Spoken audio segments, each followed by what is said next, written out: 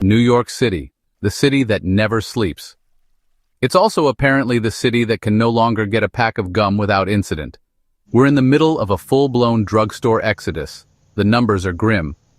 In 2014, there were 656 drugstores in the city. Fast forward to 2024, and that number plummeted to 395. That's right, almost half are gone. In 2024 alone, we lost another 10%. It's like watching a retail apocalypse unfold one out-of-business sign at a time. What's even more alarming is the speed at which these stores are disappearing. It's not just a slow trickle, it's a full-blown exodus. Neighborhoods that once had easy access to essential items are now considered pharmacy deserts. And it's not just the mom-and-pop shops feeling the pain. Major chains are also shutting their doors. This isn't just about convenience anymore. It's about access to vital healthcare services. Many people rely on these stores for prescription medications, basic health checks, and even vaccinations.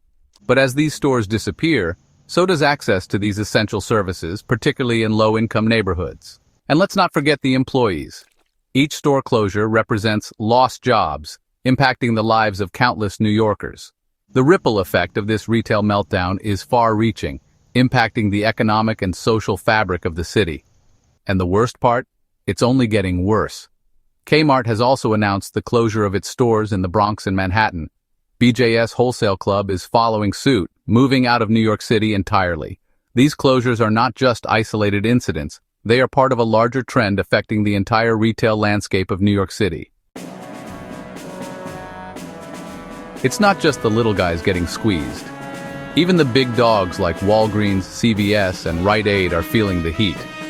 Walgreens, which also operates as Duane Reade in these parts, closed 22 stores in 2024 alone. They're now down to a measly 189 locations, and it gets worse. They're planning to axe another 500 stores in 2025 and a whopping 1,200 over the next 3 years. CVS, another pharmacy giant, isn't faring much better. They shuttered 10 stores in NYC in 2024, leaving them with 160 locations. Nationwide, they're planning to close a staggering 900 stores. Look, I'm no business major, but closing down shop doesn't exactly scream we're doing great. Then there's poor Rite Aid.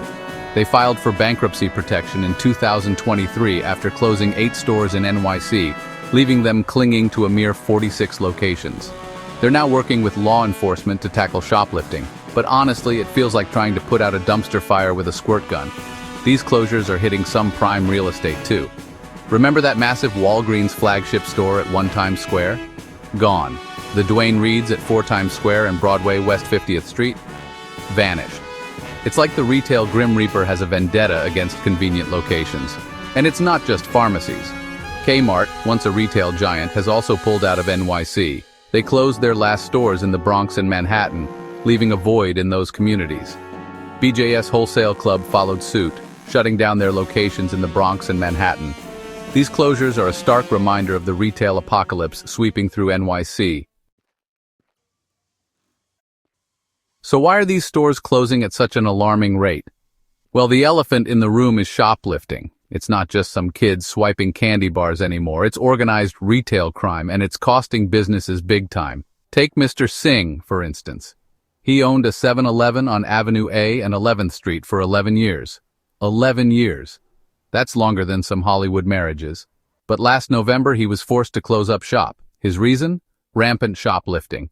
Every single day, cigarettes, beer, you name it, they stole it. Mr. Singh was left to foot the bill, struggling to keep his business afloat. He tried everything to stop the theft, but nothing worked. And the police? Let's just say they weren't exactly Johnny on the spot. Mr. Singh isn't alone. Countless small business owners across the city are facing the same heartbreaking reality. They're being driven out of business by criminals, their livelihoods stolen right from under their noses. The emotional toll is immeasurable. Imagine pouring your heart and soul into a business, only to watch it crumble due to factors beyond your control. It's enough to make you want to pack it all in and move to a deserted island. Even big names like Kmart are not immune. They recently closed their store in the Bronx, and BJ's Wholesale Club has also shut down their Manhattan location, moving out of NYC entirely. The trend is clear. Shoplifting is driving businesses, big and small, out of New York City. This shoplifting epidemic isn't just hurting businesses, it's transforming the face of New York City. All those closed stores, they're not magically turning into affordable housing. Nope, they're becoming vacant eyesores, contributing to urban blight. We're talking about 1 million square feet of empty retail space, folks. That's like 15 football fields of nothingness. And it's not just the physical landscape that's changing. Consumer behavior is shifting too. People are fed up with the rampant theft, the increased security measures, and the general sense of unease that now permeates many stores. So what do? They shop online. It's convenient, it's safe, and it doesn't involve dodging shoplifters or awkwardly trying to make eye contact with the security guard while you buy hemorrhoid cream. But here's the kicker. Even online shopping isn't a perfect solution. It contributes to job losses in the retail sector, exacerbating the economic downturn. It's a vicious cycle. Look, I'm not saying shoplifting is the only problem facing New York City. High rent, changing consumer habits, and a tough economy all play a role. But ignoring the impact of rampant theft is like ignoring a ticking time bomb. If we don't address this issue head-on, we risk losing much more than just our corner drugstores. We risk losing the very fabric that makes New York City, well, New York City.